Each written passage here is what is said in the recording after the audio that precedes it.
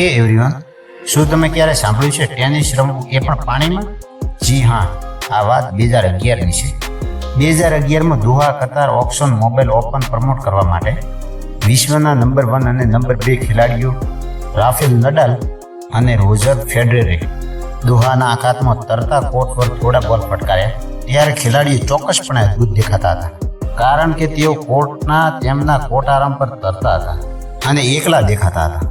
કમનસીબે કોર્ટ એટલી નીચી હતી કે બોલિંગ જરૂરી હતું અને કોઈ પણ બોલ જે જમીન પર અથડાતો હતો તેને તરત જ પાણી રોકી દેતું હતું.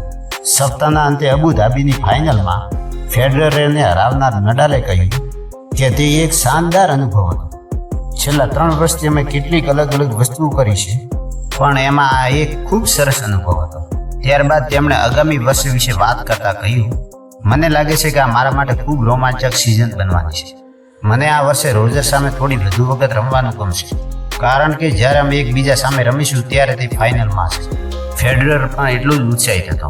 તેણે આ ઇવેન્ટનું વર્ણન કરતા ઉમેર્યું, કહ્યું કે ખૂબ જ મજા આવી, તે ખૂબ જ અલગ હતી. તમે હંમેશા ઉત્સાહિત અને નર્વસ રહેશો કે તે કેવી રીતે બહાર આવશે. રાફા સાથે કોઈ ઇવેન્ટ અને આખા ટૂરનો પ્રચાર કરવો હંમેશા સરસ હોય છે. અલબત્ત હું ટૂરમાં બીજી સિઝન રમવા માટે ખૂબ જ ઉત્સાહિત છું.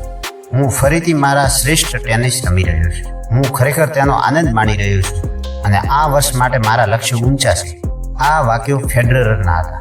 આજકાલ એટીપી કેલેન્ડર પર દોહા ઇવેન્ટનું વર્તમાન સ્થાન દુબઈમાં ઇવેન્ટ પહેલા ફેબ્રુઆરીમાં મૂકવામાં આવે છે અને ખૂણાની આસપાસ એટીપી 500 સ્ટેટસ અપગ્રેડ સાથે, અને તેમાં કોઈ શંકા નથી કે ભવિષ્યમાં વધુ નાટકીય અને ફોટોજેનિક મેચઅપ સ્ટોરમાં હશે.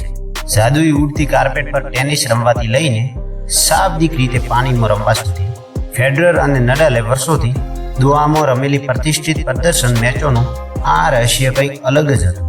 તો આવો આવી અજાણી વાતોથી જાણકાર રહેવા માટે આજે જ અમારી ચેનલને સબસ્ક્રાઈબ કરો અને આપના મિત્રને પણ મોકલો અને બતાવો અમને તમારો ઓપિનિયન કોમેન્ટ્સ કરી.